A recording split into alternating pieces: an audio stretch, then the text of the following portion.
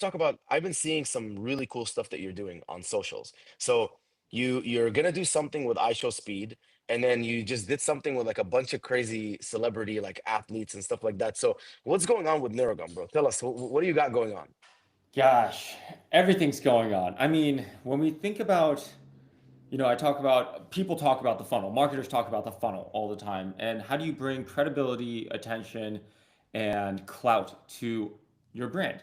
And within the deluge of CPG brands and the saturation of all the products that are out there, especially on TikTok, we went from, okay, we're capturing attention through impressions and reach through a platform to how do we build credibility, attention, and reach outside the platform and leverage that into where people are purchasing. So, one of the methods of doing that for us that we're diving into is aligning with partners that understandably represent our brand. So, Yuki Tsunoda, F1 race car driver, who needs focus more than an F1 race car driver? Andrew Schultz, comedian, like connected with Joe Rogan. There's an adjacency there. Mitchell Hooper, we launched an extra strength product with an extra strong guy, the world's strongest man. There starts to become a narrative against our product with the people we work with to build that coherence across the entire brand strategy. And so it's been fun. It's also like we get to meet cool people and hang out with them. So, Yeah, I have a question, dude. So can you walk me through this? Is just, I'm very curious before we get into like all the Amazon and TikTok and D2C yep. stuff. But like, I'm curious. So you go to someone like that F1 race car driver, right? And what's the strategy? Because like for me, I can't fully fathom it. Do you go, you say, hey, let's partner, we'll pay you whatever the deal is. Like, do you leverage their platform, or are you just using their likeness in your content, which makes you more reputable? Or are you saying, hey, like, can we run ads through your page, or like All of them, all those everything? things. Organic Okay. mention is us hanging out with building. I'm designing. You guys will see this week. I don't know when this is dropping, but F1 Vegas. I personally designed Yuki's helmet that he's wearing for the race. Like it's my artwork on it. Like how do we Wow. build our own brand credibility, my personal brand, Neuro's brand, like layer all those things in as it's associated to what the core is, which is Neuro. There's a clipping, from a very tactical perspective. So strategically, is that tactically, there's the whitelisting of the ads. How are we building credibility against someone that has a lot of followers? And two, how are we getting content and being able to clip it against our own ads to continue building that awareness using these partners? All the way down to, again, how am I building my own personal brand as it's associated with Neuro to elevate the Yeah. company as a whole? Yeah, yeah, I've seen you lean into personal brand a lot, which we'll cover, because I think when you started, I didn't really see your personal brand much. Now I'm Mhm. seeing a lot more of it. Obviously the Shark Tank stuff helps, which we'll get into, but now you're like really like becoming more like, I'm the voice of NeuroGum. You're like, you're way more out there. And I think that founder-led brands are like starting to pop off. Like before it was like, oh, we all thought like the brands that didn't have a founder face. It was just like, you know the brand, you just don't know who the founder is. It's like a bigger brand. Now it's like people are liking founder-led brands more. Like, Everything is based in credibility, and yeah, what's more credible than having the person that built the brand stand behind their own brand? yeah, Like, yeah. and I same with agree. like why we do clinical trials, why we do celebrity partnership. Like everything is about breaking down the friction points between your communication, your positioning, your messaging, and what the consumer may need to do to purchase your product. I love it, man. Okay, so I think we're good. We're almost 5 minutes in, so let's kick it. If you guys don't know, this is Kent, the founder of NeuroGum, who took his brand NeuroGum from zero to over $100 million in revenue, right? Not valuation, right? Just a pure 100 million annual revenue. In what, like 5 years, 6 years, 7 years, something like that. Yeah, I mean a decade. A Yeah. lot. But it was like there was like a ramp up to it, and then we went from this, Yeah, right? but here's the deal. Like let me put it into perspective. So when did you start the brand? 2015. 2015 you started the brand. We started working with you on Amazon in 2021, Yeah, 2022, 2022. And you were only doing like 100K a month on Amazon, and D2C was probably like something similar. yeah. And now 3 years later, you're doing 100 million, which is like 9 million a month. So that's like the fucking crazy. And we'll get into like how because it's like yeah, like you were a lot in the making. 7 years, like from 2015 to 2022, you were like building, building, building, building, and you built the perfect thing, and then like you skyrocketed. And so I want to dig deep into like the strategy there. So you you started initially B2C or Amazon? D2C, building our brand there, and then small retail like here and there, like Whole Foods and Yeah. whatever. Yeah. Yeah, you guys were doing that, just kind of like trying to get in a little bit here and there. But with D2C, so D2C versus Amazon, let's get into that. Which one would you start with if you were to go back in time?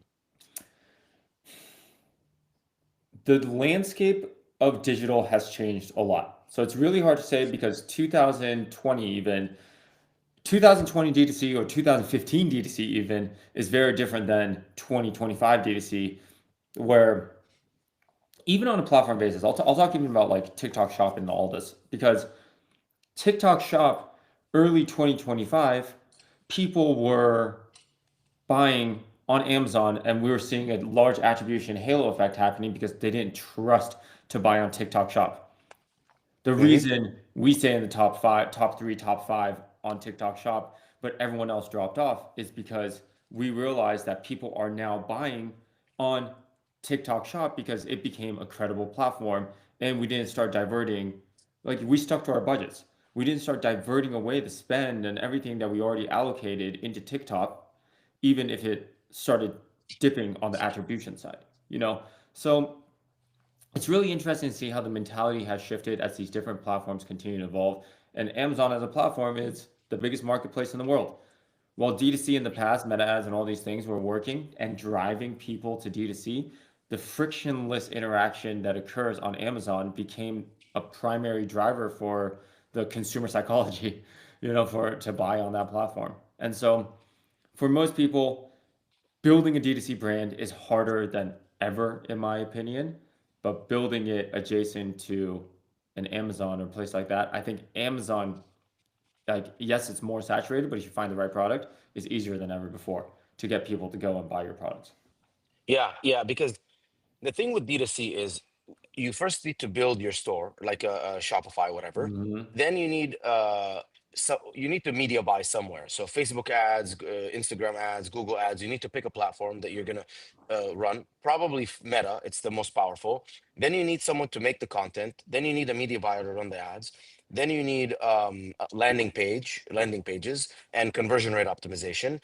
You need good tracking. You need like so many things, right? And so it, Fulfillment. yeah, you need Oh fulfillment. my gosh. Yeah, it's Yeah, complicated. it's very complicated with Amazon. I mean, I was an idiot and I just sent my products to Amazon and I just did some ads and got reviews, and it was actually like performing well, right? And this is like when I first started. So it seems like Amazon's easier. The biggest hump on Amazon, I think, is the reviews. Because if you get on Amazon and you at least, I mean, you can easily find agencies or freelancers, whatever, to run your ads. You can find amazing people that can make really good creatives for you, but you need to figure out the review stuff. Like I'm working with so many brands, and I'm like, listen, we'll handle everything end to end. If you could just spend 8 hours a day doing reviews, like the brand will grow. Like so, you're kind of battling these two things, and then at a certain point, when you do both, it becomes very synergistic. But now the next question I have for you is, if I'm evaluating my brand, my product, let's say I'm building it and it's a product that will work on Amazon. Have you seen like, hey, NeuroGum is what, a $20 product to $30 product depending on the Yeah, like size. 25, yeah. Yeah, 25, 25. 25. We all know, like or I mean, not we all know, right? Like me and you know, if you're on D2C, $25 AOV, like you're gonna struggle because your cost of Yeah. acquisition is gonna be very high. So you need a better AOV, and you need like lifetime value for it to make sense. So like what made you be like, okay, I'll do D2C even though like I have such a cheap product, and how did you make it work? Because our LTV on D2C is way higher. Okay, So there's like an LTV to CAC ratio that you could start calculating based on the fact that you could retarget people a lot more effectively on a D2C platform. But with that being said, our CACs on freaking Amazon are like $7 or so. It's like so low, when you like calculate backwards. So when you start thinking about it that way, a lot of our shift in top of funnel like brand awareness has pushed into Amazon more so than D2C itself. But D2C still remains a beacon for how what is the brand about, the founder story, retargeting, the emails. Like, but to your point, that's a lot of stuff. You're paying thousands of dollars on Klaviyo every month. You need an email design agency. You have to build your website. There's all the messaging, and it starts getting incredibly expensive when you start thinking about the tech stack on what you want to build. So for us, it's like, how are we only doing the most effective and efficient things now, improving our bottom line on the D2C front, driving efficient conversion that translates eventually into a halo into retail. I have a point perfect. on the that we do also on the review front, because you're totally right. Reviews can be managed in two ways. You drive people to give you better reviews, obviously. You remove negative reviews and then figure out like a law of averages situation.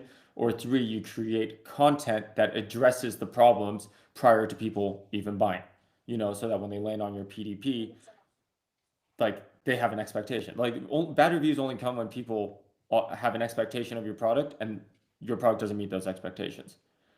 We use ChatGPT pretty consistently to be like, give me a breakdown of what sucks about Neuro, about NeuroGum or NeuroMints. Now give me, and then it'll give, list it up. Now give me everything to fight all these objections. You have all the talking points that you need that you can push into your PDPs, your ads, and everything to break down all those negative expectation points that a consumer may have. And it's like it becomes like a very powerful tool in how you start constructing your messaging and positioning. I love it, dude. I've been doing that actually with other competitors too. So I'll take my product, I'll pull all of our unique selling points, and I'll have the AI like analyze all the reviews, negative and positive. Then it'll go into all my competitors, pull all the negative and positive reviews, and then I'll say, hey, like do an analysis and put all of that in together and tell me like how I can show that my product has none of the negatives and then all of the positives of everyone. You know what I mean? Yeah, And like how I can showcase that into my content. So that's honestly AI has been very powerful. And at the end of the day, like you're right. Like you have to show that your product is superior to every other product on the market for people to buy. that's it. Cool. So let's go a little bit deeper into, so you're on D2C, you're on Amazon, you're doing both. You had a couple of like big events while you were there, like in that early 2020, 2021, 2022. And you're still, at that point not doing anything crazy in revenue, not even a million a month, but you had like a couple of major events. You had like Shark Tank and then you had Joe Rogan. Like can we dive deep a little bit into that? Like what happened with Shark Tank? What happened with Joe Rogan? Like, how did it impact your brand?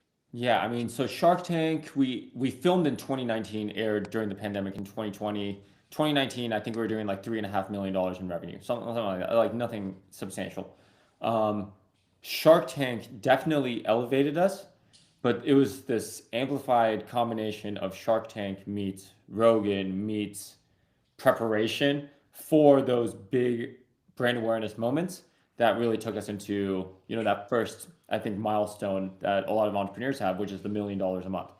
And then from the $1 million a month going into, okay, what's that next inflection point that gets you into a broader case audience outside of, because like Shark Tank is like nationwide, obviously, but Rogan is a very specific male demographic, although he's the biggest podcaster in the world. So, what is the thing that broke us past that consumer group? It was TikTok, you know. And then Hmm. now it's like, okay, now we have the capital as we continue to grow and scale into, more like 9 figures a month or 8 figures a month. And from there, how do we leverage that into building, like we calculate everything on iROAS, incremental ROAS. How are we building new to brand customers, engaging in a larger demographic beyond what exists now, and what's working, what's not, and constantly testing to expand that base. Okay, so how did you guys prepare for Shark Tank and Rogan? How did you capitalize on that? Because I know there was a lot of stock out issues. Yeah, I want to know how you capitalize, and then I want to know like, can you talk to me a little bit about your cash flow management, inventory management? Because that's something that's burning a lot of brands too. Is like everyone wants to scale, but like even if you're scaling at a decent literally the ROAS, hardest thing. Yeah. yeah. So how did you manage that? I mean, everything is around inventory on hand, cash on hand, assets under management, right? So, if you're calculating out from a forecasting perspective, like these are the budgets that we're very fortunate to have a product that expires in 2 years. A lot of people, if you're a supplement brand, also like you have the benefit of a doubt versus a product like dairy or something that expires in like a week, and the supply chain becomes very complicated.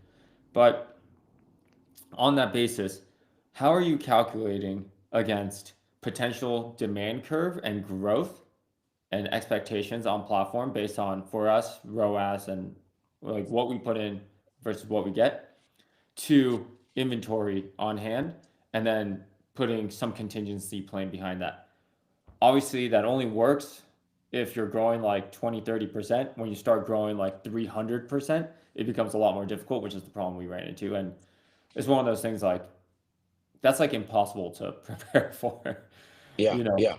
But like in the back end, everything we're working on is how are we balancing capital with working, like how are we balancing our own capital with working capital? How are we balancing POs, and how are you negotiating with your manufacturer, uh, payment terms against the POs so that you could continue to balance cash, so you deliver the momentum on the marketing while also building this inventory stock that allows you to demand plan effectively. So it's a very complicated thing that I think most growth companies will run into. But at the end of the day, the most you could do is, again, what are you negotiating in terms of balancing capital versus your assets versus what you're able to use for marketing? 1 second. I'm here. I wonder what. Anyways, can you hear anything or are you good? Yeah, yeah, I hear you. I hear everything. Do you hear Okay. me? Yeah, there's like a so anyways, um yeah, with that being said, so let's talk a little bit about like the break this down because this is a very complicated thing and I want people to understand. So what you're trying to do is you're trying to delay the need of capital. So if you do terms, so like let's say right now you need to order 10,000 units. If Sure. you do terms, then instead of needing to pay for it now, you can wait 60 days or whatever and then pay for it. So that's the first thing.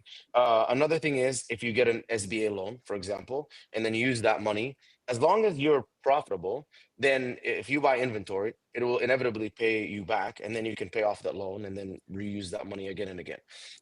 There's also capital funding. So There's like factor financing. I mean, there's like a multitude, short-term financing. There's a multitude of ways that you could finance, but I mean, again, the calculation is just what's cash on hand, what are you spending on marketing to drive that inventory, and how much inventory you need to, and like the profitability rate on that inventory to make back that capital. So a lot of people get stuck in this like they work with manufacturers that expect 100% upfront, before the inventory is even made. Now you're financing that, you're paying like whatever interest, like prime plus whatever interest on that inventory before you even started selling it, and then you're fucked, yeah, basically, yeah, to put it any other way. Or people like a Walmart would come in, and this is an issue that happens with a lot of CPG companies or supplement, whatever product companies, consumer good companies. They go into a Walmart, they realize that, they buy your inventory, they're not going to pay you until 60 days, or 60 days with 1%, 2%, whatever, if they pay early. And now you're floating capital for 2 months expecting product to sell. And if it doesn't sell, you're getting chargebacks, you're getting inventory sent back to you. And now you have this entire uh, basically load that you have to deal with. And they made no money. In fact, they're out of money. So in those situations, what do you have to do to prepare for that? When is the right time to enter into certain markets, and how are you floating capital with your manufacturer or factor financing effectively to have the capital to not just be able to supply an order with the risk in mind, but also push marketing to build momentum to make sure you're able to sell. Love it, dude. Okay, so let's dig a little bit into the tactical stuff. Yeah. 2022, we started working together on Amazon. What would you say are the things that we did, like, or you had to change or whatever, that made you start to see improvements on Amazon? What are those things that you remember? A lot of people get the things I remember. You're spot on with reviews, for example, Hmm. right? Like, how are you managing reviews and actively building brand credibility outside of the platform itself? Because you guys can handle creative testing. I remember was a big thing. Messaging, positioning, SEO, long tail keywords, short term key. Like, how are we targeting things effectively while the brand is building brand value into the Amazon system? And once that partnership and synergy starts working together, that's when Amazon can continue to grow effectively. Yeah, yeah, and I remember, like, revamping the images did a little bit. The PPC, all that kind of stuff. When we merged the listings and fixed some of the catalog issues, and then that like review count like went up significantly. I remember, you remember, because it was like a very, like, there was some crazy stuff that happened in Oh the my God, back end. that's so Remember? annoying. And it took so long to fix, but then once it got fixed and all the reviews pulled, that like shot things up. So a lot of times, like, people really don't believe like the power of reviews. And I always tell people, I was like, listen, we'll handle everything. I just need you to like obsess about getting reviews, because if you constantly get reviews, and like, we all know what the terms of service are, like, just figure it out. Like, this Yes, is, you're a business owner. customer success, customer service, customer success is a critical piece in all of this. How are you interacting? Like, it's if someone has a bad experience at the restaurant owner doesn't just tell them to, like, okay, sorry, go away. You try to make them feel better. You send them dessert. It's the same with any business. You got to make people that are having bad experiences in your product feel better about it, and that could be done through like making sure your product is good first and foremost, sending them another product or treating them with respect. And the thing with reviews is it's not, I mean, yes, getting 5-star positive reviews is obviously the game, but like I said earlier, with law of averages, eliminating the negative reviews in some capacity is going to have way bigger of an impact than the other way around. um you mentioned like having a good product, right? So can you explain to me your product process? You had NeuroGum. Now what? Like, you just made it once and that's it? You never improved it, or No, we're constantly yeah. iterating. I mean, I have like little dime bags, of I love it. new Neuro all over the house where they keep sending us. We have an entire innovation team in our company that's constantly working on not just one, improving the product that's existing, but packaging, all that stuff also for retail, and also developing new products.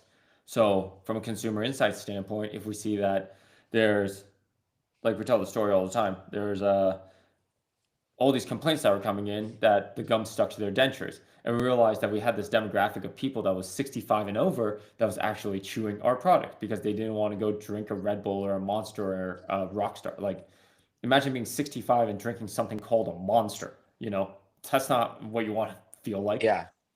So we made mints in the same format.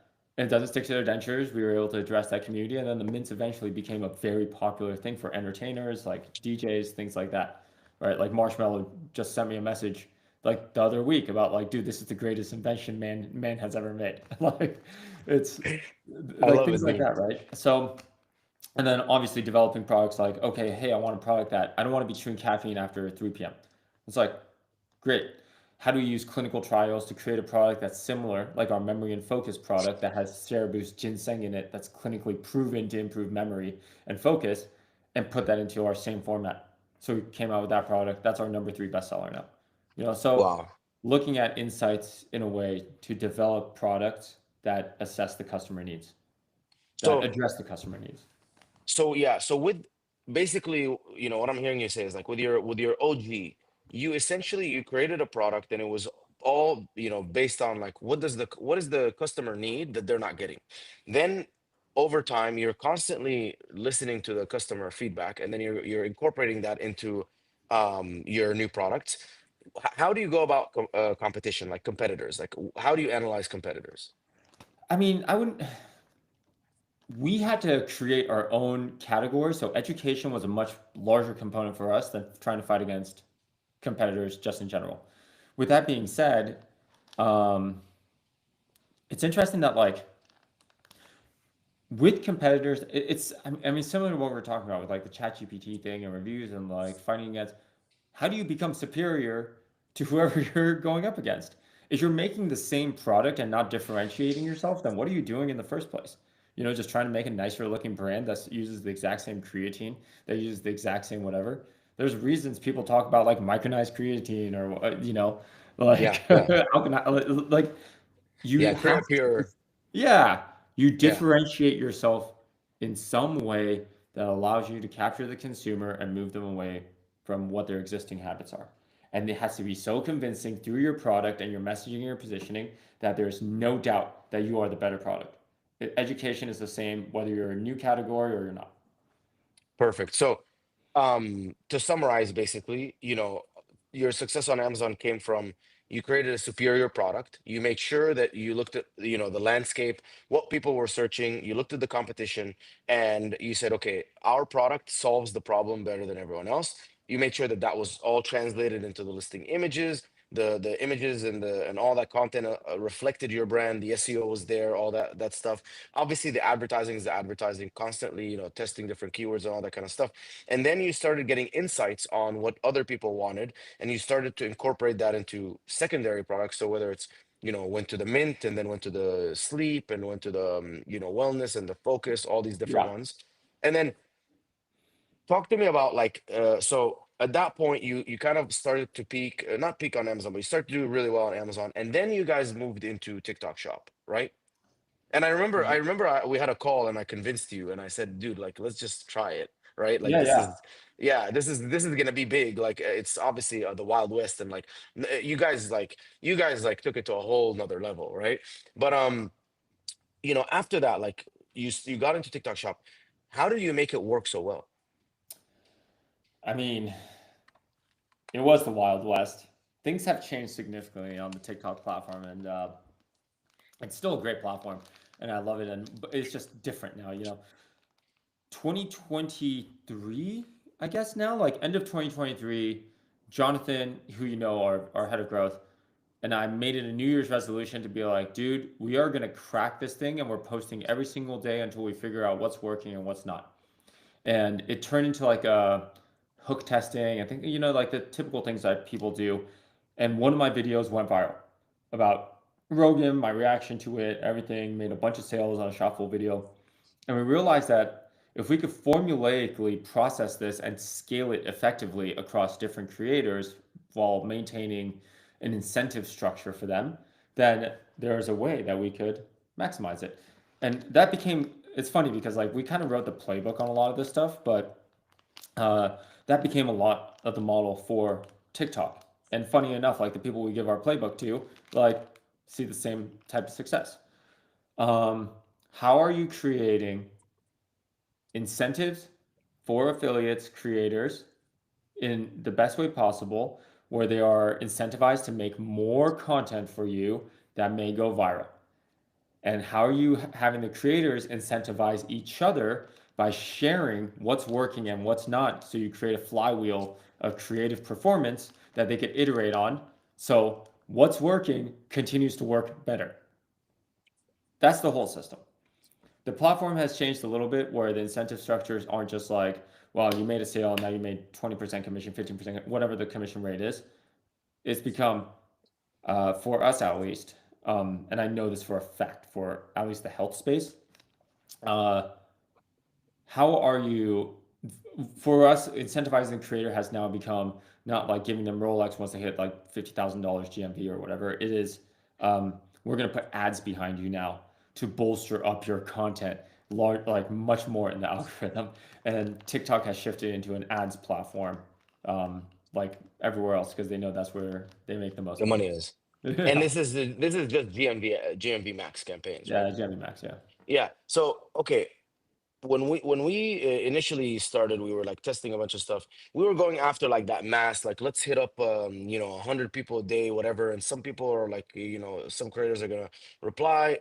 that didn't work. But No, you guys went into, okay, we don't need mass content. We just need like 10, 20, 30 like very curated creators inside of a tight knit group. And we're going to make them basically like our content creators. And we're going to kind of give them ideas on what to do. That's what worked best for you, right? And were those creators like big creators or were they just like they good became big creators? creators and they became Okay. celebrity creator. You know, like we pay out like six figures to some of our creators on a monthly basis. Like it's crazy. Wow. And these kids are like Wow. 20 years old.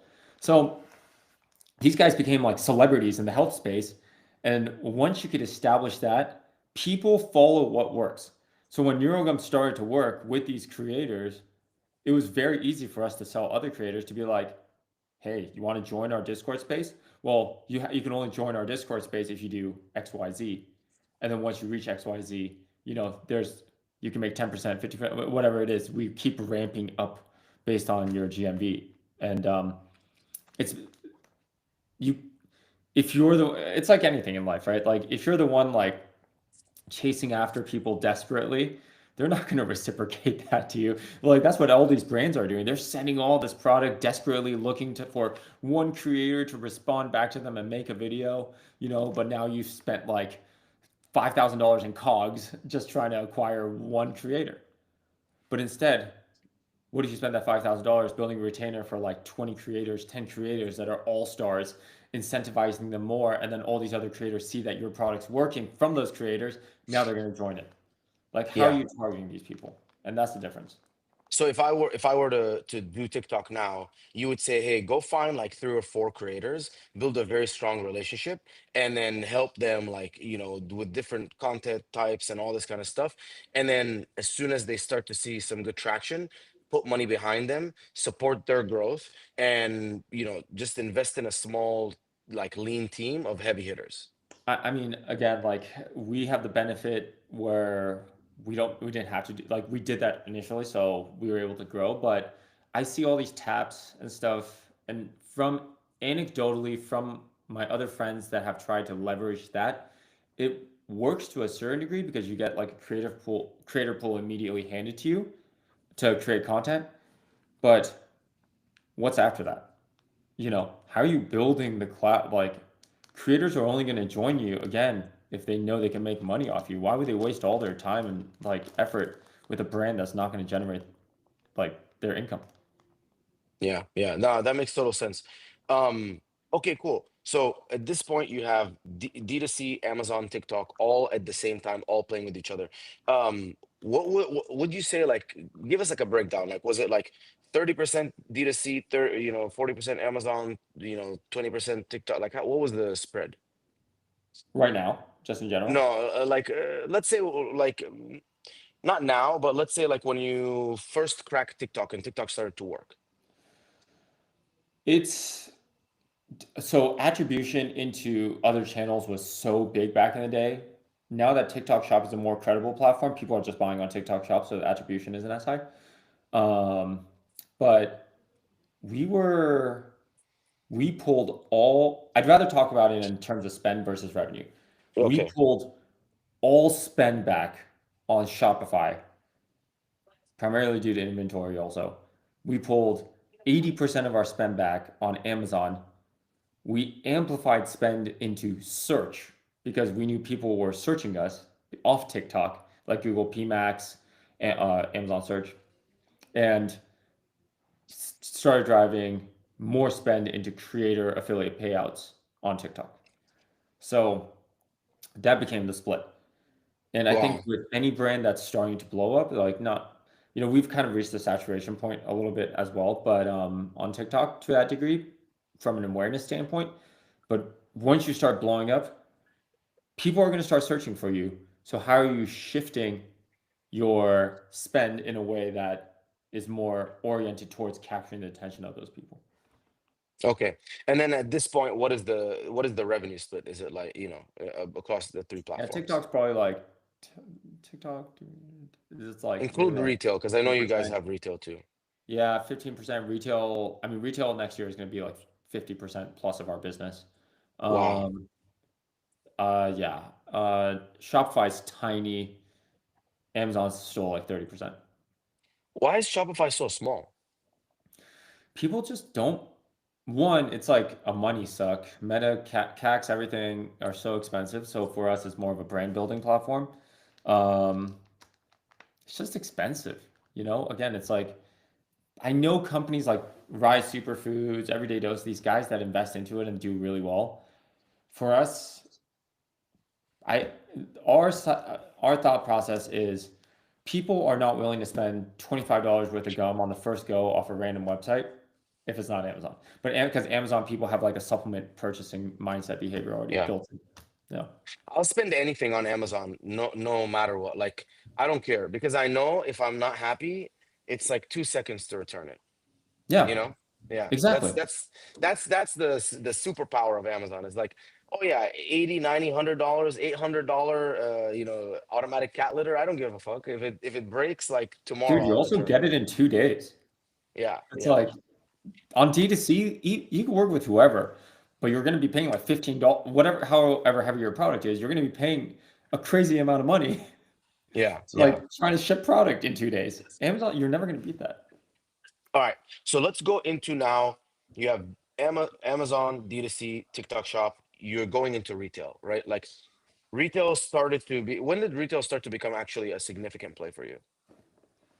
So a few years ago, we started amplifying retail, but everything's based on velocity. I mean, there's two ways to make money in retail, total points of distribution, TPD, and velocity. So, like, are Hmm. you increasing your distribution and are you increasing how much people are buying at those distribution points?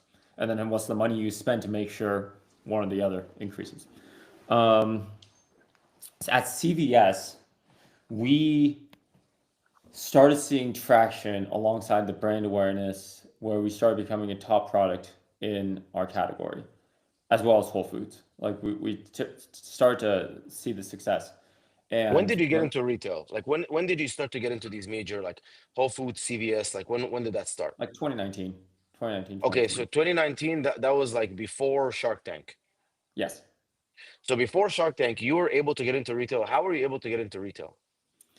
Um, selling the dream, looking at data points from D2C and leveraging that into buyer meetings or working with brokers to push your product in. And I will Okay. also say we did it a little naively. Now we have like a actual great retail team that looks at the data and knows how to push it. Like even from the packaging level, one thing we realized on why we didn't get the success in retail is when you're on shelf and you see our product, you might know who we are, but are you selling that person in like 1 to 2 seconds? Is your product standing out on shelf? Are you effectively delivering the message on what that person wants in that moment when they're in that store in the right place at the right time? So we shifted a lot of those strategies and we're able to do that, obviously. And at one point when TikTok began blowing up, we were able to convince CVS to give us an entire end cap alongside Mary Ruth. So when you're walking down the aisle towards the Check pharmacy, out. there's literally an entire like block of product that we have that's easy to recognize.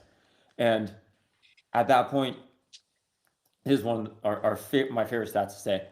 We sell more in unit velocity and revenue than 5 Hour Energy at CVS. We, Crazy. yeah, we like dominate them. And it's because of that, CVS, amazing partners, came in and was just like, let's put you up at check lane. Let's put you up with all the other gum and mints, the place that every single person has to go through. And like CVS is now like I think we're calculating to be like a 15, $20 million business next year, right? On its That's own as a crazy. one retailer. And we continue to expand there. Like, and then what if we could do that at Costco? What if we could do that at Target? Or we're incrementally building the energy category by over 30% at Casey's, a massive Midwest convenience store. Like Wow. if we could continue to build those out, like that is a data story you could go to a buyer and be like, we are the fastest growing category, we're the fastest growing product in our category, and we just made you 30% more revenue in this category just by being there. Like That's insane. That's a retailer insane. would always be like, hell yeah. I love it. And so you get into retail. How do you make stuff sell in retail? Because I think a lot of people have this conception of like, okay, if I took my product and I put it into CVS, it's gonna sell. Is that true? No, absolutely not. Okay, so it's not gonna sell on its You're own. probably gonna get destroyed, and it'll hurt your business. Yeah, retail's hard. So how do you make your product sell? um, there are different opportunities. So obviously, total points of distribution, billboard effects. You guys are everywhere. That's one. Velocity. How effectively are you selling is two. Three is, if I were to say, how. So what are the mechanisms to maximize that placement? Are you placing yourselves in the right way, in the right places where your consumer will shop? So check lane is a major part. There's things called slotting fees where you could put yourself in certain areas. Are you doing promos? So if you're doing a massive top of funnel campaign, like we're running campaigns everywhere. We're doing sampling programs, geo targeted programs. Are you driving promos in those regions? So for Casey's, with the promos we're doing, it's you get you buy a coffee, you get NeuroGum for free. You buy a pizza, it's buy two get one. Well, we're running like different campaigns. How are you actively looking at the data that you could get, basket data, things like that, similar to D2C, and applying it to your consumer and running campaigns to drive people into buying more of your products so that next time they come around without a promo, that person comes and buys again. Okay, and are you running like geo-targeting ads on TV, on Meta? Like where are you running those ads? All the above. I mean, yeah, CTV, STV, Prime ads, How do you do DSP. that? Like there's no attribution at all, right? Because it's like, hey, we're gonna spend a certain amount of money and we're gonna hope that this store in CVS sells more of our products. How are you like figuring if it's worth spending money? Yeah, there's a little bit of spray and fray that's definitely involved. It's hard, but everything is based around budgeting at the end of the day. It's like, okay, this is money that we could play with, that we know is going to drive awareness to a certain level to these markets. And there's an expectation also from these retailers to be like, um, we need you to spend X amount of money in ads or couponing or whatever it is to make sure that this is a success. And you just budget that in and go against it. And then What you. about what Mhm. about the people in store? Like, are you able to have like, can you just say, hey guys, can we have like all week someone in store like giving out samples and 100%. We hey, have field sales teams and field marketing teams going in, our team, and becoming friends with the clerks to make sure that those clerks are educated to talk about our product. It's actually, I mean, it's similar to Amazon and D2C in a way, where imagine go like it's an education component. You go to a PDP and then you go to someone that's like the clerk and be like, "Hey, I'm looking for I want like a good energy product," and then the cashier is the one educating you about what the best energy product is, and they point you to NeuroGum. done deal. Done deal. That's it. That's it. They're gonna be your best salespeople. Okay, cool. Um, so let's go into like now looking forward. So you obviously want to exit at some point, right? Yeah, possible. I Okay. mean, let's see where the ride goes. Yeah. So when did you start thinking about exiting and exit planning, and what are those things? I'm sure you've had some conversations, whatever. What are those things that make your brand as a brand valuable to buyers? EBITDA for sure. Like, how profitable are you relative to growth? Top line revenue, consumer data, which is why we still run our website. Like, how are you? What kind of consumers are you targeting, so that a big company can look at that data and target them as well and see what's overlapping with their existing portfolio. Um, Most big companies are going to come in, look at, and uh, they're either trying to get incremental customers that they could put into their pipeline and use that data against their pipeline, or they're going to look at product innovation. Those are like the things they're typically good at, you know. But when you're thinking about innovation, like launching like that's not what they're good at because you have to be nimble. So what values are you bringing to that larger company from the data standpoint, the additional incremental standpoint, and how you fit into their pipeline standpoint to make yourself valuable? So this is more like you're talking strategic, right? So you're not talking like, Yeah, hey, I'm looking strategic. for yeah, I'm looking for a PE buyer. You're just like, I'm looking for a strategic that is gonna be like, NeuroGum, they have like this consumer brand. We own these brands or whatever, or whatever it is. And if we acquire this customer, we now have access to this, like customer database that we can leverage and quickly make back our money or I whatever mean, stuff PE is like kind that. of the same though. I mean, we never want to sell the PE, but PE is like it's always roll ups, you know. So they'll look Mhm. at like a list of companies within like a certain adjacent category, and they'll want to roll them all up because they all work together from a consumer standpoint, a innovation standpoint, a data standpoint. Got So it. Okay, it's now, it's similar. yeah, go ahead. Okay, so one thing I want to ask too. So, you mentioned a lot of good points. You raised money, right? And Hmm. you raised money from VC, which is like everyone's like We shit. did not Like, raise money from VC. oh, it wasn't VC. No, all Uh, angels. I mean, we one VC, oh, but they don't act as a VC. Bam Ventures, they're awesome. It's Brian Lee's that's company. what I thought. Okay, I thought BAM was a VC. So was like a They are a VC. VC, So but they're very atypical, I would say. got it. So okay, so you raised money from angels. Um, I think you did it very smart because I saw that you raised some money, and everyone that I saw on your cap table, like that you raised money from, was very, like, it was very strategic. Like Steve Yep, Aoki is one person, right? yep. So I was with them last how night. did Yeah. yeah, so how did you approach that? You're like, hey, I want to raise some money to grow the brand. How did you think about, like, okay, this is the route I'm gonna go. I'm gonna start talking to these people. I'm gonna, instead of just going PE, VC, or whatever, or any angel, you're talking more like, people like Steve Aoki, for example. How did you go about that? If you know, it's the same thing as the partnership thing we were talking about at the very beginning of this call. If you know your brand, you know what you need to amplify your brand. Is and most of the time it's not just money. Like VCs are going to come in, they're going to be like, okay, I want liquidation preference, on like on these terms. I'm going to negotiate against whatever this money is. Like that's well, how is that going to drive your company forward realistically? You know, if unless you really need the money and like you need the liquidation or whatever it is, and you're trying to take out secondaries or whatever. But for us, we thought about it in the way of like gaming is big for us. How do we use like Kevin Lynn is one of our investors. She's the co-founder of Twitch. How do we leverage that to get into 100 Thieves and a partnership with them to take over a little bit of the gaming community? Dude, every DJ I know, like from Marshmello to Steve Aoki to Diplo to Blondie, like people keep coming up to like we got the DJ community. It's pretty sick. Like John Summit, the other like my friend works at Insomniac, and we're just like, dude, I was on the tour bus with John Summit, and he pulled out a pack of NeuroGum. He's like, it was crazy. Like, what are the categories that you could enter into through the people that you associate yourself with? And that's how we thought about it with the money we raised. Okay, and how did you approach that? So were you profitable at that point when you started taking angels? I mean, we were always like we bootlegged the entire business, so we were always like break even, profitable. We were never in a crazy burn state.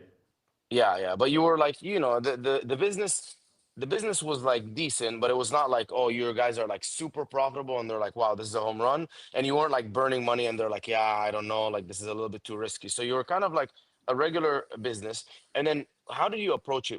Were you like, hey, we'd love your support, like, a little bit of money to get into the business, and utilizing, we can leverage you, and like, or did you kind of go after like three, four, five people at the same time and kind of start to say like, we're doing this and this and this, and they saw like a grander vision? Yeah, the latter, the latter.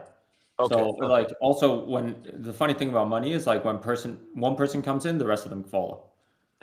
That's pretty awesome. So So you basically just got to you talk to all of them, and you just got to convince the others are going to you go in, convince and one, like, yeah, exactly. You convince one guy, and then the rest follow. So it's and sometimes you have to give a better deal, like with Steve, he invested money, great partner, but we gave him a little bit more to be like, hey, like we want you to be a real partner, like yeah, in this whole yeah. process.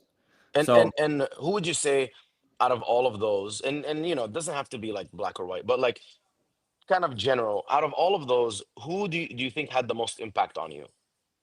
gosh, it's every investor brings a different type of impact, Okay. from like John Beer, who runs Jack Taylor PR, they do Athletic Greens, IM8, us. They were the ones that got product to Rogan, you know. And John is also like a great friend of mine now. Kevin Lin, co-founder of Twitch, just like if you go into the gaming space and you talk about the co-founder of Twitch and you invest in your business, that's huge.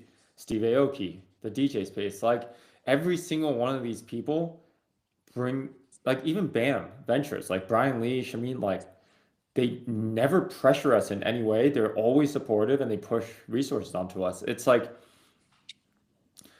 if you stick to your principles and your values and who you're looking for, similar to like how you choose your friends and how you choose the people you want to be a part of this, like your baby's life, you're they're all going to be useful and helpful and supportive in some way.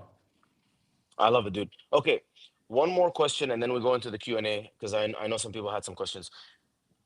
This is like a I've seen you like rebuild the structure of your team Yeah. throughout the years, right? And so I didn't know things were like back before 2022 when we met. Then you hired us as an agency. Um, we worked together, and then you turned some things in house. So walk me through your thought process on how you think about building a team. Like, do you start with internal, then agency? Do you do agency, then internal? When's the right time? Like, a lot of the people here, like, are brand owners, and they want to understand, like, should I be building an in-house team or should I be using agencies? Yeah. So talk to me about that. At the most fundamental level and foundational level, this is the way I think about building a team. All companies are built on the same pillars: finance, ops, marketing, sales, and like things fall underneath, like data people, whatever. It doesn't even matter. Like, so in those four pillars, finance, ops, marketing, sales, where are your strong suits and where do you need support? And can you hire for any of those places, or do you need external support until you're ready to hire for those positions based on your cash reserve? And that's how I look at the entire business. Everything is rolling up into a commercial function. Is our marketing good? Our marketing is pretty good right now, but our ops may be a little bit slower as we get into retail because we need to do better demand planning. Or is our finance could be better managed? How are we continuing to support these different pillars within the company and backing up into it against an agency, which is usually maybe not cheaper, but more support, or maybe it's cheaper, than a person, whatever it is, or hiring a person at a certain level to get you there. Yeah, It's as simple as that. I feel like the way I look at agencies versus like in-house is whenever I have like a younger department, I usually will like to hire agencies first because then I accelerate the learning curve. I pull things from these agencies differently. And then once I have a good understanding, I'll then start to see, okay, what's one of those things the agencies are doing that, like, if I brought an in-house person, they could, for maybe a more or less price, whatever. Probably it's usually costs a little bit more to have a dedicated in-house person because they become more of a specialist, but I can get more out of them. Yeah. Um, but also knowing it because I've made the mistake of like, bringing someone in-house without working with agencies first. And then I'm like, well, I kind of don't know what's going on. Like, there's a lot of stuff. Agencies have the advantage of like seeing a lot of different things, but then there becomes like a point where, it's an agency, they're doing a lot for you.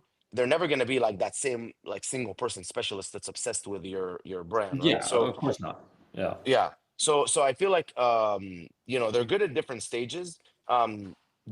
What percentage right now would you say you have agencies versus now that you're at that size versus in-house? Is it all in-house or do you have still certain agencies? So our creative team, we have like a creative agency, for example. We cut them all and we built our entire. We have like a 5-person creative team, right? 5, 6-person creative team. Now that's internal to do all of our branding, performance creative, things like that. That funnel into our media agency. Um, but we've honestly, like, it's even in one of our, like, our annual operating plan. I want to internalize almost everything.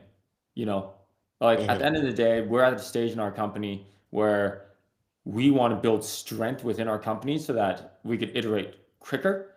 But at the same time, there's dependencies on places like Amazon or media buying where there's a few benefits. With an agency, you get better rates, like, on a lot of stuff. Um, they also, to your point, have an understanding of the consumer landscape and things that are shifting that maybe your internal team might not have access to because they're on. You don't want to be so cow with Echo blinders on. chambered. Yeah, Yeah, it's like so. There are some places depending on that. It's like undeniable. You need that support so that you don't become so myopic in the way you're looking at how you're looking at strategy. I love it, man. I love it, dude. This was amazing. This was phenomenal. Okay, let's get into some questions. So, if someone was starting a makeup company with lip tint gloss, which channel should I start on? With what gloss? Lip tint gloss. Lip hint gloss. What is that? Lip tint. I think it's like Oh, a lip tint. Yeah, like a um. like a lip You know what I gloss saw? with color. Yeah, It is to me immediately. That is such a visual thing. I will go on TikTok immediately. That is so yeah. visual. Like I that's the agree. hook. Boom, TikTok. Yeah, TikTok. I would do TikTok, and I'd also have a presence on Amazon because like of the Yes, and overflow, drive them to right? Amazon. Yeah. Yeah. Um, what should be the second sales channel for a CPG brand? What's the first sales channel? D2C. I don't. Yeah, I guess D- the Pedro clarify. Um, D2C, D2C, Amazon, D2C, Amazon, TikTok. The way we look at it is that's the holy trinity. D2C is your brand, the core, your storytelling, everything. Amazon is your selling platform. TikTok is your marketing platform. They feed into each yeah. other. Okay. Um, what are your thoughts on tap agencies? Which I is think I like, mentioned it yeah, during the call. Like sometimes they're good, sometimes they're bad. At the end of the day, unless you're incentivizing your creators in the right way, a tap agency is only going to do so much for you. Like what I mean, they could run GMV ads and all that stuff, and they could do campaign management. But GMV ads is super easy to run. yeah. It You don't spends need for an you. agency. Yeah, Like it's the one so, campaign. you need to manage your creators, and that agency needs to manage the creators in the right way. But you need to build that structure. Yeah, I agree. Okay. I was stupid and launched my product in the off season, November to January. Search volume is down 80%. Decided to ramp down spend while incurring storage fee charges until season. Will it be hard to rank later? I think yes. Yeah, yeah, that's tough. Yeah. I You would never want cut to burn the honeymoon product. phase. Yeah, I would. If you just launched, you have nothing to lose. Pull back, relaunch. Yeah, relaunch. New UPC code. Yeah. Start fresh.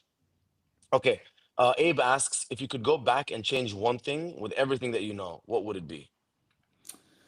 Hire, hire better teams faster. I love it. And okay, let's dig deeper into that. So hire better teams faster. Now, like now that you know how to hire better teams, how do you hire better teams?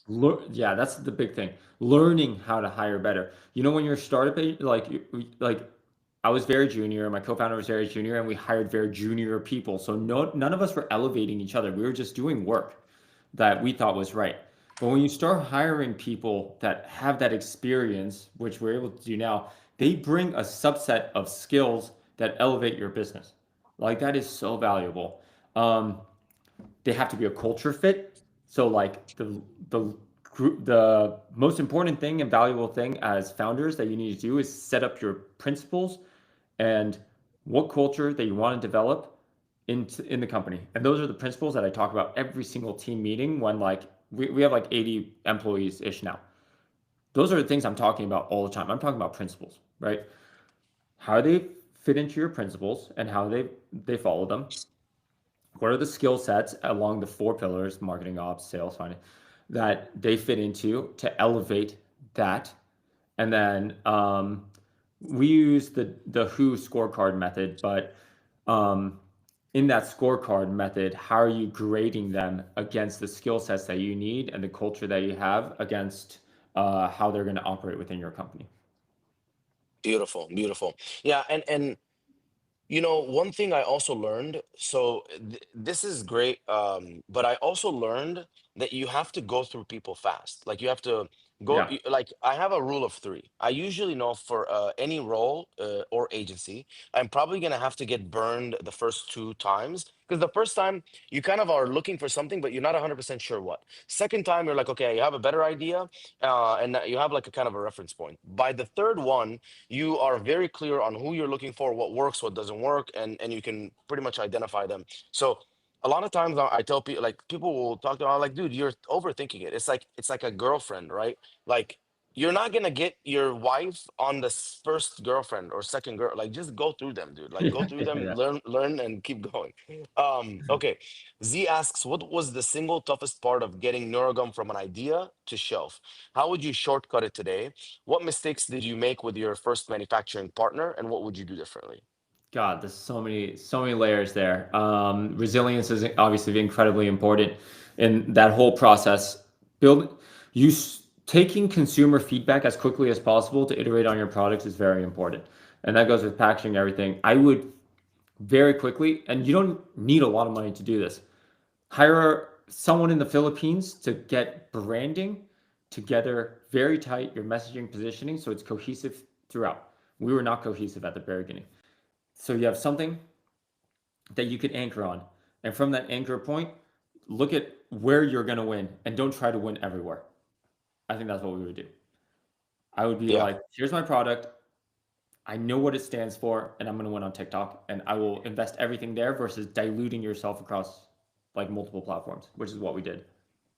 Yeah, I think I made the same mistake too. When I started, I was on Amazon, and then I tried to go into D2C and then do all this different shit, to try to get into some stores, retail. And then I'm like, I pulled everything back and I went back just 100% Amazon, and like everything went better. And Master I'm your like, domain. That's it. yeah, Yeah. yeah, Don't try to do everything early on. You have opportunities to be incremental later. 100%. Okay. Tom asks, do you do PPC in-house or with Trivium Group? We did PPC together. When did we Two stop? years You, together. yeah, We did it for like almost like a year, over a year, yeah, together. Yeah. yeah. We And were then, a year or two together, and then you brought it in-house. yeah, we brought it in house. We hired Yeah, Jonathan. Yeah. yeah, yeah. Um, But that was a good experience though. Just It was, yeah. I mean, it it was so was it was a fresh. lot of fun. It was a lot of fun. Yeah, Kent wouldn't be here today. Yeah. All right. Last question. Jesse asks, if you were to reinvent yourself due to a previous business partner fallout and decided to start a new beverage company, what would your high level game plan strategy to validate the idea then execute? It was very specific. Very specific. um, same thing. I would go to like, what is your creative process and like to the theme of this podcast has been like how do you make yourself superior to everything else in the marketplace and how do you validate that data to make sure that you know you're like how are you A/B testing maybe like different brand positioning systems against landing pages like and what performs the best. It's pretty like that's tried and true across the board.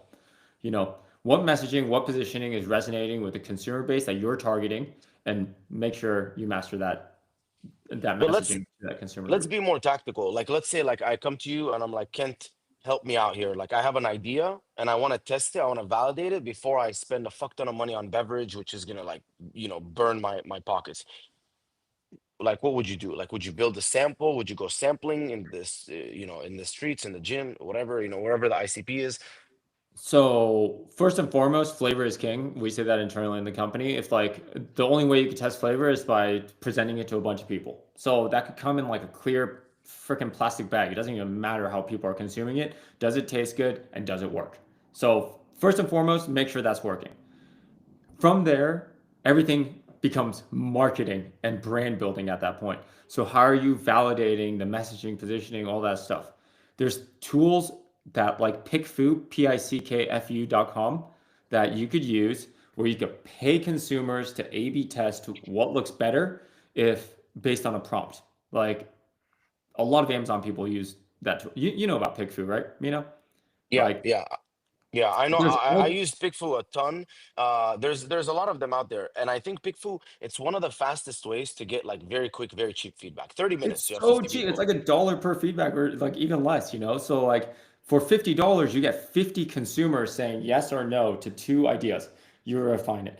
And make the biggest thing is making sure your prompt is right to be like it, so for example we'll be when we were testing out our packaging we went to pick food, we spent like $500 to be like, if you see this in a natural whole food store like see like on a shelf in this area, which one would you choose given this, and then we'll get an answer. Yeah, yeah, and honestly, with the beverage too, like when I was launching my packets, these are electrolyte packets. They weren't beverage, but with beverage even more. I would go to gyms and I would set up a station, and I would have them like I would have like four products. And I would be like, you taste and tell me which one you like more. And if I'm not winning by majority, I'm iterating. And then sometimes I would have the different products closed, and I would be like, hey, pick these up and tell me which one would you pick up and why. And that's kind of the main image, right? Is like you have these different products, which one would you pick up and which one you kind of vibe with the most if you were to buy an electrolyte. And I mean, you could make it's very it's not going to cost a lot of money to make one prototype or even multiple, like maybe a few Yeah, $100s. If it's a beverage, I don't know, but it's still very doable as a it's going beverage. to cost a lot more when you realize you went down the wrong path. Yeah, I agree. Dude, this was amazing. By the way, everyone here, one person is going to be chosen to get a really sick NeuroGum influencer box, which I'm very excited for. Dude, you guys kill it really with that kind of marketing. So I'm excited Thank for you, man. whoever's going to win it. Dude, thank you so much for coming on and sharing all your knowledge, dude. You clearly have crushed it, and I'm very excited. We're probably going to do this again soon. Yeah. Invite me Yeah, anytime, man. Maybe we'll do it in person. I'll come to yeah. Miami. And you're going to be here for Art Basel, so we'll sneak in one.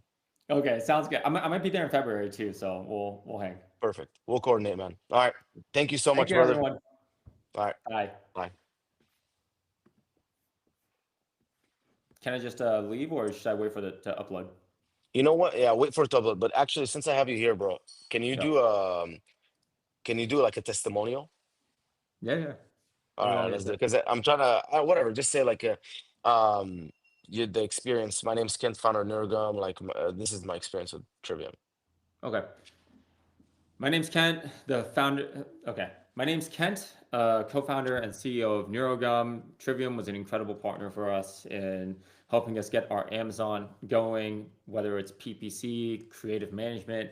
And honestly, Mina in that process has become a great friend because he's just a great guy to work with and is very considerate in helping you grow your business. Love it, dude. Perfect. Sweet. Amazing. You're the man. Yeah, I'm trying to get like a bunch and then clip them, and then like when you're on a call, like before a sales call, before it loads, like you see like a bunch of Oh yeah. testimonials, and then use them in the Oh, sick. ads, Yeah, that's here and cool. there. That Yeah, makes sense. yeah. All right, brother. Let me know if are you gonna be here for Art Basel or not? I don't, dude, my schedule's crazy right now. So Yeah, I'm gonna try to because we were gonna try to activate it, but we have Super Brand Day and the speed thing happening now. So I don't know. But in February, yeah. Helium 10 invited me on their offsite to like speak at their panel. So they're like flying me out to speak. So I'm like, all right, I'll take a free trip to Perfect. Miami. Perfect. Dude, I'll be here. Yeah, let me know. I should be here February. Yeah, when is it? Early February or mid February? Early February, like February 3rd. Fuck. I might not be here. I'm gonna be in Dubai until February 6th. Oh Yeah, shit, really? I know. Yeah, sucks. But here's the thing. I will be in Vegas actually, December like 12th to 14th. So if you're there, let's grab like a bite. You can meet my business partner too, who's I have Okay. the mitzvah with. Yeah, let's do it. Yeah, hit me up, hit me up.